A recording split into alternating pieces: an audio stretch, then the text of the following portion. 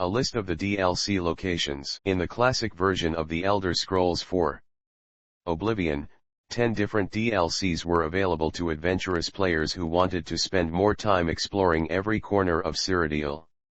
These new locations included extra quests, player housing, and helpful items and resources. The new version, The Elder Scrolls IV Oblivion Remastered, features all of the same DLCs included in the base game. Conveniently, today's players don't have to buy them separately, nor do they have to wait for the developer to release more content. They are free to enjoy the whole bundle at once. For those looking to dive in, here are all the DLC locations in Oblivion Remastered. Please excuse any mispronunciations by TTS, the English TTS has trouble with non-English words. But, if you watch Zentrita, you should be fine. Warning, warning. This article may contain spoilers. This disclaimer is added by default, so this article may or may not contain spoilers. The Wizard's Tower, also known as Frostcrag Spire.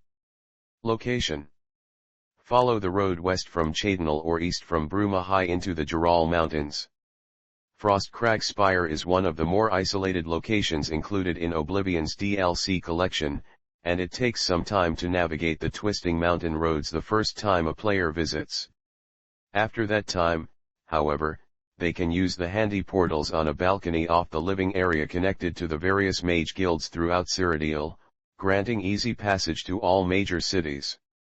There are 2 ways to access the locked door leading into the tower.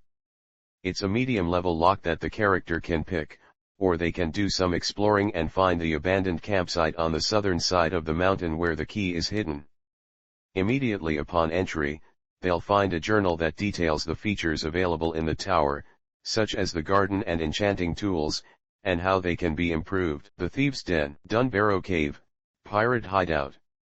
Location: south of Anvil on the shores of the river. This DLC includes a new player home along with a quest line that starts as soon as the player arrives at the hidden doorstep.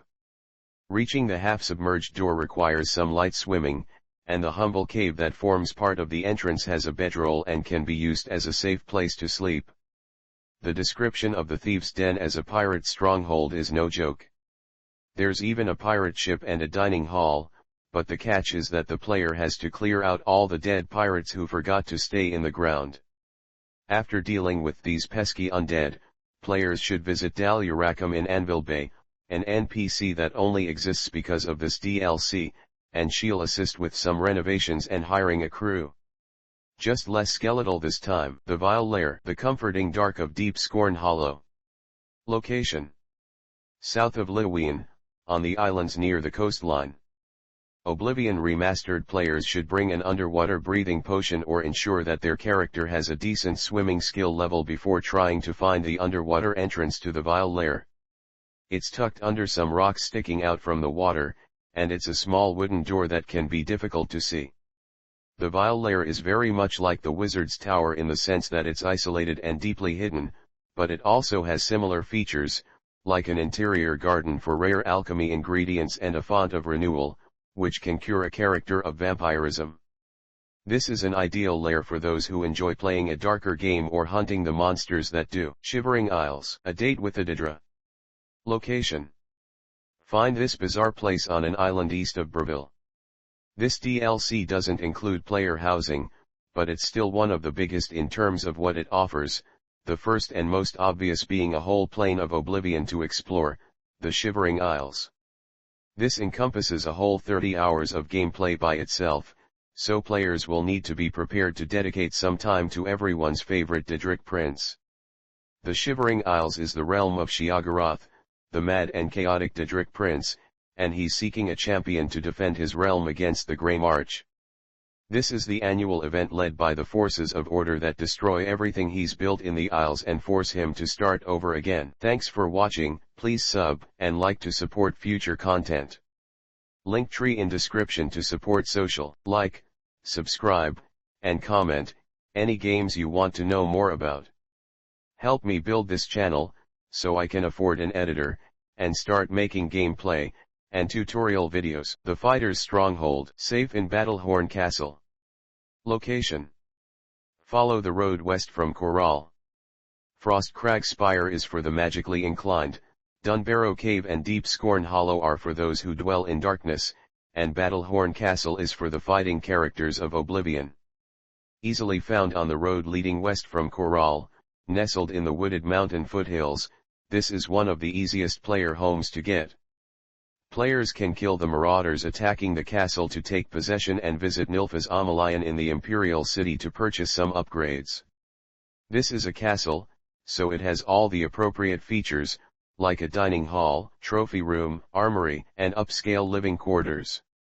There are a few secret passages and hidden rooms to discover, and one of them contains Lord Jaren's journal, which directs the new tenant to the hidden lair of some unwanted undead visitors. Sundercliff Watch, the resting place of Maroon's Razor. Location: a fort some ways east of Breville. For those who enjoy the lore of the Chimer, this takes the player deep into their underground world. Players can search through Sundercliff Village, which is also underground, to find the Journal of Frathendrathan, who will reveal how to enter the lost eyelid city of Varsa Baalim underneath Sundercliff Watch. A fearsome dungeon that's designed to be one of the hardest in the game, the caverns beneath Sundercliff Watch were originally included with the Knights of the Nine expansion. It features 9 levels and 23 zones, and the legendary Mihune's Razor is just the beginning of the massive loot pile waiting at the end. Other DLCs. Not all downloadable content includes a location. The following quests or items are also DLC, but not all of them add new places. Knights of the Nine. An extensive quest line was added with this DLC that leads the player through various locations across Cyrodiil, including forts, ruins, and caves, all new locations related to this faction. Ori. Repair and restart a mysterious and ancient machine at the Arcane University in the Imperial City. Spell Tomes. Special books that grant magical knowledge are now scattered throughout Cyrodiil. Horse Armor. A cosmetic addition, players can help protect their loyal steed for the low price of 500 G at the Chestnut Handy stables outside of the Imperial City. The Elder Scrolls 4, Oblivion Remastered. Released, April 22, 2025. Developed by Infinity Ward, and Raven Software. Available on PC, Xbox One, Android, iOS, PS4, Switch. Released on March 10, 2020. ESRB rating, M for mature.